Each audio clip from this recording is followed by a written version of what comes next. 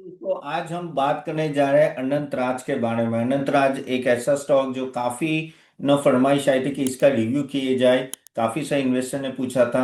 तो चलिए बात करते हैं डिटेल में अभी क्या करना है। ये स्टॉक ऑलरेडी 44% अपने हाई से नीचे गिर चुका है। काफी प्रॉस्पेक्ट है। ये स्टॉक 50 से ऑलमोस्ट 900 तक गया था 2.5 साल में। अब वहां से वापस नीचे आ रहा है, तो क्या इस लेवल पे लेना चाहिए, पूरा डिटेल में एनालिसिस करते हैं। आगे जाने से पहले आपके कोई भी क्वेश्चन है कमेंट बॉक्स में जरूर डालेगा। I do answer each and every question. तो अनंतराज, जैसे हमें पता है कि स्टॉक ने बहुत ही अच्छा पहले परफॉर्म किया था। आप देख रहे हैं कि किस तरह की रैली हुई ओवर द टाइम। नो, ये जबरदस्त रैली 50 से ऑलमोस्ट 900 से अभी ये वापिस ही नीचे आ रहा है। अभी क्या रीजन है, एक के बाद एक चेक करते हैं और क्या लग रहा है यहाँ से कि क्या आपको निवेश करना चाहिए कि नहीं। तो पहला रीजन था कि देखो वैल्यूएशन तो हाई था, उसमें कोई डाउट नहीं था कि वैल्यूएशन अगर आप देखें तो पी रेशियो ऑलमोस्ट आपका देखिए 164 उस लेवल पे पहुंच गया। तो फिर वो धीरे धीरे इसकी अर्निंग्स भी बढ़ी। ठीक है, अर्निंग्स भी अगर आप देखो तो ये ईपीएस बढ़ा है। तो अभी अर्निंग्स ठीक ठाक आ रही है धीरे धीरे, और अभी ये नो ओके ऑलमोस्ट 37 के आसपास आ चुका है, 38 के आसपास। तो ठीक ठाक रिकवरी आ चुकी है ऑलरेडी। अभी हम लोग प्राइस टू बुक भी देखे तो जो ऑलमोस्ट 77.9 था वो घट के अभी ऑलमोस्ट 4 के आसपास है, 4 के नीचे चला गया है।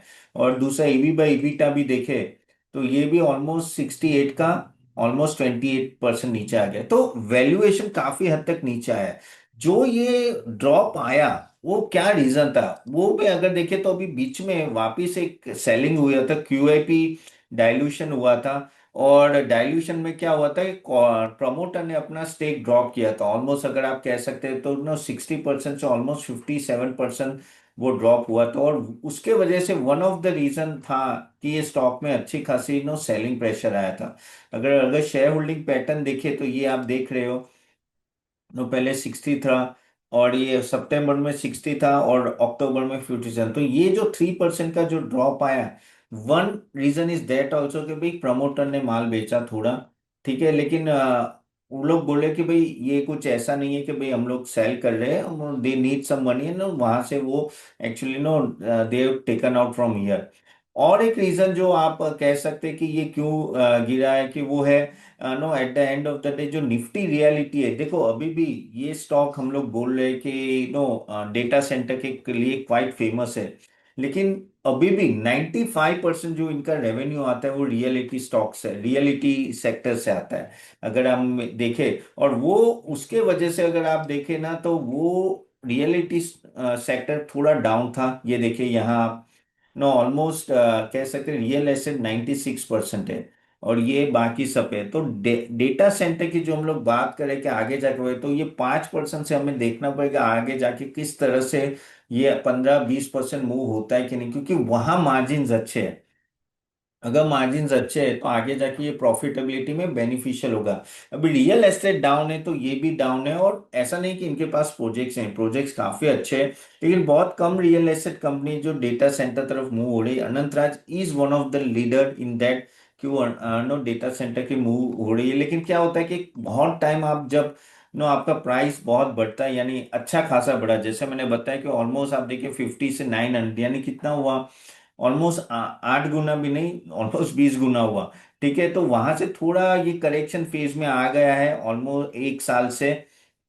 लेट्स सी यहाँ से क्या होता है, लेकिन ये जो मैं फैक्टर्स बताऊं वो चेंज होने चाहिए तभी ये वापिस एक अप में आ गया। तो रियल एस्टेट में थोड़ी अगर इंप्रूवमेंट आती है तो अच्छा होगा, क्योंकि डेटा सेंटर जो है उनका उनका वो ऑपरेशन होने में टाइम लगेगा। And that is the thing you have to keep in mind जब ये स्टॉक के बारे में बात करें। प्लस क्या होता है कि जो भी हाई वैल्यूएशन स्टॉक थे वो अभी काफी गिरे, तो उसमें Anantraj is one of them जिसके वजह से गिर रहा है। प्लस जैसे मैंने बोला 1100 करोड़ का क्यूआईपी आया था।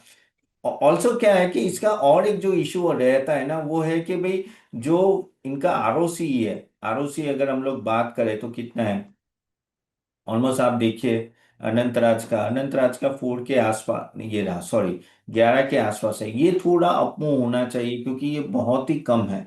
यहाँ जो कैपिटल एफिशिएंसी आनी चाहिए उस तरह से नहीं आ रही है। वो अगर आई थिंक कब होगी कि जब आपका प्रॉफिटेबिलिटी बढ़ेगी, जब आपके रियल एस्टेट भी अच्छा ग्रो होगा और डेटा सेंटर हो सके उतना जल्दी ऑपरेशन में आएगा, तब जाके ये बढ़ेगा।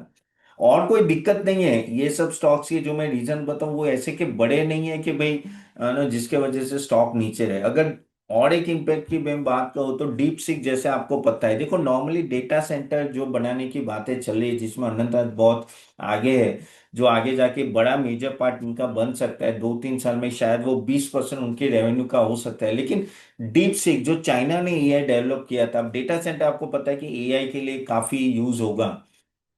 डीपसीक एक ऐसा मॉडल है जो अपने आप ही कंप्यूटिंग कर लेते हैं, उनको डेटा सेंटर की जरूरत नहीं है। तो क्या डीपसीक जैसे मॉडल अगर बड़े होते हैं तो eight the end of the day इनको डेटा सेंटर एक्सपांशन में प्रॉब्लम आएगी और नो वहां से रेवेन्यू कम हो सकती है।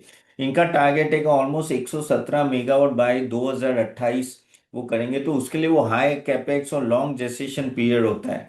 तो वो एक दिक्कत थोड़ी मार्केट को लग रही है कि भाई ऐसा कुछ हुआ तो प्रॉब्लम है। लेकिन देखिए अभी तो ऐसा लग नहीं रहा है कि डीप सीक जैसे मॉडल बहुत बड़े होंगे और आगे जाके प्रॉब्लम होंगे, लेकिन हाँ ये चीज आप ध्यान में रख सकते हो।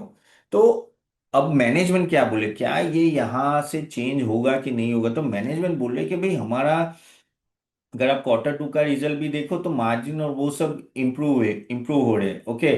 और जो QIP से भी अगर आप देखो तो वो लोग अपना डेट कम करेंगे। अगर देखो आप मार्जिन भी देखे, ये सितंबर का रिजल्ट है तो वो इम्प्रूव ही था, ऐसा कोई प्रॉब्लम नहीं था। और ये जो डेट है उसमें वो QIP जो 1100 करोड़ का किया है, वहां वो eight the end of the day ना वो यूज करेंगे 125 करोड़ रुपए वो डेट कम करने में।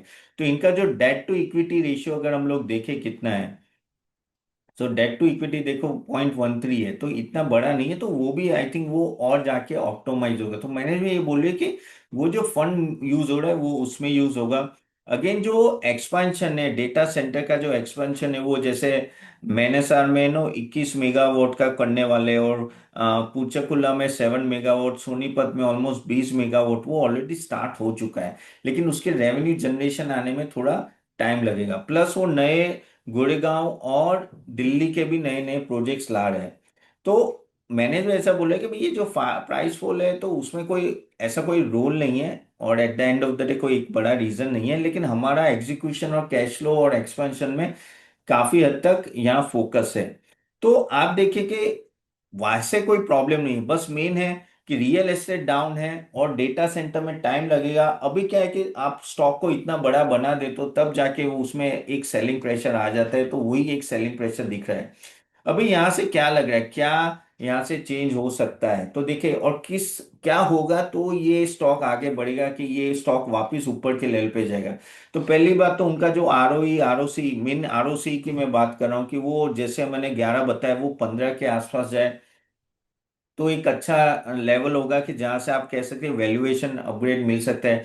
डेटा सेंटर का यूटिलाइजेशन और डेटा सेंटर का रैंप अप बहुत फास्ट होना चाहिए, वहीं से एक 20% रेवेन्यू जनरेशन आना चाहिए। और जो उनके जो रियल एस्टेट जो लॉन्चेस है ना, जो खास करके गुड़गांव और दिल्ली में, वहां एक अच्छा खासा अगर सेल्स पिकअप हो, जो शायद 1-2 क्वार्टर में मुझे लग रहा है कि रियल एस्टेट थोड़ा नो यहाँ से बढ़ेगा, तो यहाँ से मुझे ऐसा लग रहा है कि वहां भी एक अच्छी खासी आपको रेवेन्यू जंप और प्रॉफिटेबिलिटी जंप में आ सकता है। QIP जैसे जो अभी हुआ है 1100 का, वैसे ना हो तो बेटर है।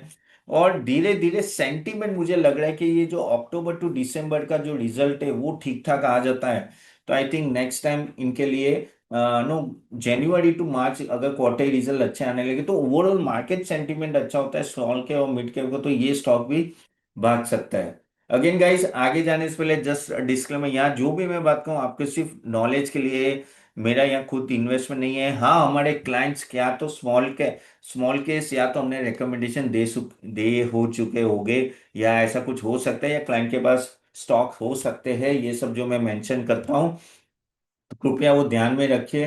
और अगर आपको गाइस हमारा पैकेज देखना है तो www.catapan.in पे विजिट करें, या तो हमने ये लिंक दिया है नीचे जहां कॉम्बो 25 यूज करके आप अपना डिस्काउंट अवेल कर सकते हो।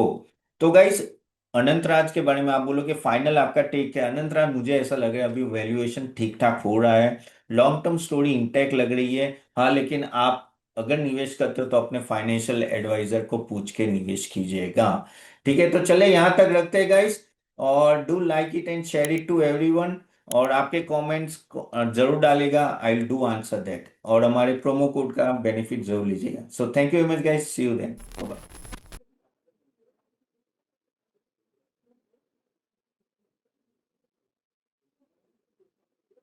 Investment in market securities is subject to market risk. Read all the documents carefully before investing.